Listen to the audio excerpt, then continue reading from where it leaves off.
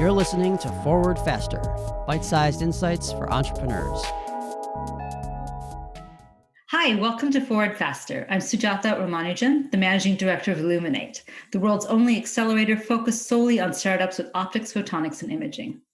With me today is Simin, President and CEO of Foton, USA and OIDA Council Chair. Thanks for joining us on Forward Faster, Simin. Thank you very much, Sujatha. The second virtual OIDA Technology Showcase is to be held the 1st through the 3rd of December 2020 and will feature 29 companies demonstrating existing and new technologies in brief presentations with networking and breakout rooms.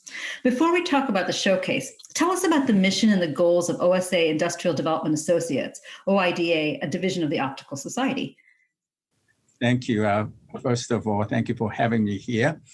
And to your question, OIDA being part of OSA, our mission is to promote the commercial applications of the knowledge, or rather the technologies in optics and the photonics.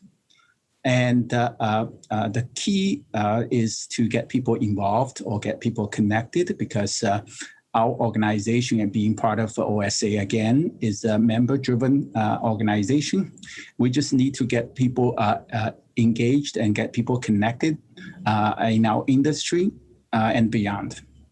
Great. So 29 companies will be unveiling their innovations at the second OIDA Technology Showcase. What types of technology and solutions will be featured, and how will people be able to take a closer look at what interests them? We are featuring a wide range of the spectrum, so to speak. We have instrumentation and metrology. We have imaging. We have fiber optic communication. We have precision optics and components. We have service. We have precision sources. And the best way is to go to our website, www.osa.org, and to find industry programs on the top bar, and to browse industry programs and events and programs. Great. So obviously, this will be a virtual format, which is similar to the first OIDA Technology Showcase held in August of this year. So what will the attendees see that's different from the first showcase? Well, as you mentioned last time, we had 9 companies. This time we have 29 companies. So we have more interest from the industry, from our member company. And now that we have run once, we have more experience in running this. And hopefully we will make more impact in the industry. Great. So one of the key benefits of the Technology Showcase is the ability to network with other individuals and organizations. How will you be fostering this exchange of information in this show? Well, under the current situation with limited travel, the big missing piece part of the industry is to get connected, actually, more or less in person. And we have a lot of things online and for virtual events. And we try to utilize the feature that Zoom offers for the breakout room to allow people to get connected in a casual way. So as a complement feature, in addition to the webinars and so on and so forth, so we can really have some personal interactions in a more relaxed way. Actually, for instance, in the past, for conventions, you have to go somewhere, you have to travel somewhere, and nowadays you can do it right from your own kitchen or living room. You know, and this is just an observation, but many years ago, when fire was first invented and I was a graduate student, we would go to these types of the conferences and things, and it was hard to get a question answered. It was hard to get the attention of the speaker, especially if you were a young graduate student and you were afraid of, all these senior people in front of you. So I look at these Zoom meeting rooms, and I think it enables people who may be a little bit shy or a little bit having a harder time getting forward or asking questions to really get out there and ask some questions. So I think you're correct in that it really enables a level of interaction because you feel a little bit of security that you may not have if you had to do it in person. So you've been leading and planning for this event. So tell me what you're most excited about. Well, I'm very excited that our council and staff members came up with these innovative ideas. When COVID hits at the beginning of the year, we were a little bit stunned and how we're going to engage the industry when all these travels are basically stopped. And we have done quite a lot of initiatives now looking back to engage the community under the current situation. For this particular technology showcase, I shouldn't get the credit because this is really carried out by our staff people to engage the community following the initiatives from the council.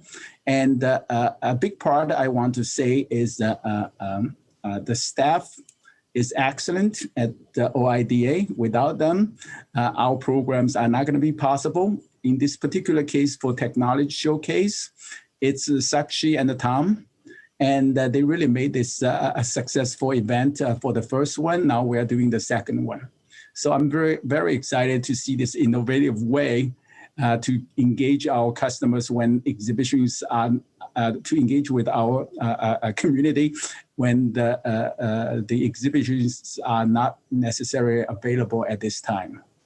So what advice would you have for companies interested in participating in future technology showcases and for attendees? And how should they prepare so they can really make the most of this experience? Anyone, any company, any member company who has a story to tell, whether it's an amazing product or an exciting technology, they can come to approach us to contact Sakshi, who's the senior manager at OIDA for member services. And they can get a time slot and to do this. And to answer your question, I think the key to make this successful is to keep in mind how to ignite an interactive discussion afterwards in the breakout room, as I mentioned earlier, while preparing and making the first 15-minute presentation. Will OIDA host more of these virtual events in 2021 or eventually transition to in-person meetings as the risks of COVID-19 subside and cities begin to allow larger gatherings? Do you have an insight as to what the direction is? We all enjoy some person-to-person meetings. I think when we have it, we will definitely take advantage of it. I think many of us probably can't wait until that happens. But in the meantime, as I mentioned, now that we have this kind of virtual experience, it has its own pros and cons. And for some nature, it offers a unique perspective, as you mentioned earlier. I think as long as there is a demand, we'll keep doing it to complement the in-person meetings. Great. So Simon, you've seen a lot of changes in the optics, photonics, and imaging sector in your career. What do you think people should be paying close attention to in the near future? I think more and more commercial applications of optics and photonics technology. I remember when I was in college, my professor told me the 21st century will be the century of optics. And that's how I got into optics myself. And now you still see very rare optical engineering curriculum in universities, in colleges. You see definitely for STEM curricula, you have mechanical engineering, you have electrical engineering, you have software engineering, computer engineering for the hardware, for instance. But very rare, you have optical engineering. And I think we will see more and more because we see optics and photonics are more and more used for commercial products. And not only for those traditional areas, but like imaging and communication, but also in some new areas like quantum technology in security, for instance. And but even for those more conventional applications or areas for imaging, for instance, you'll see more like machine vision. That's the new twist of it, as well as OCT, optical coherent tomography, in the medical devices application, for instance. So you will see more and more commercial application. Also, like the gesture recognition for gaming, and the VR and AR, augmented reality and virtual reality. A lot of optics and photonics technology embedded in that will have more and more commercial applications. Fabulous. So you kind of answered this, but I'm going to ask again. So fast forward 10 years, what do you think will be possible in the area? Daydream a little and tell me what you think. If you have to put me on the spot to pick only one, I would say consumer experience. Mm-hmm. And whether it's the LiDAR for autonomous cars, for instance, or as I mentioned, gesture recognition for gaming and for AR, VR, those kind of consumer experience products, as well as actually service for remote learning, for remote surgery, for instance, and that requires low latency communications. And all these, you will see optics and the photonics technology behind it. That's really interesting.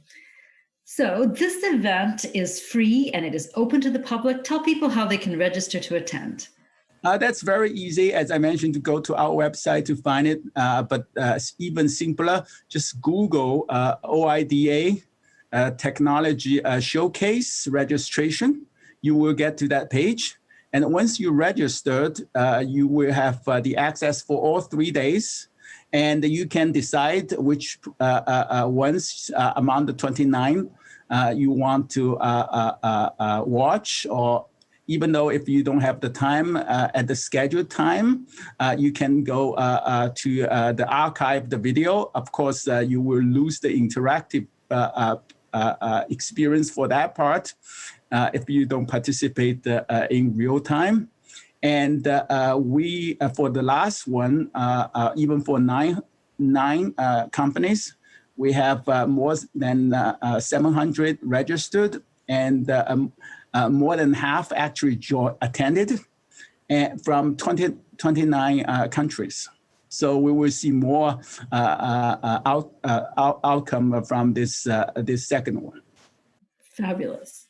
So Simon, thank you so much for joining us today. If you want to follow our Forward Faster podcast series, please go to nextcore.org/podcast. That's Nextcore, CORPS, or go to Spotify or iTunes and search for Nextcore Forward Faster. Thank you for listening, and we'll see you next time.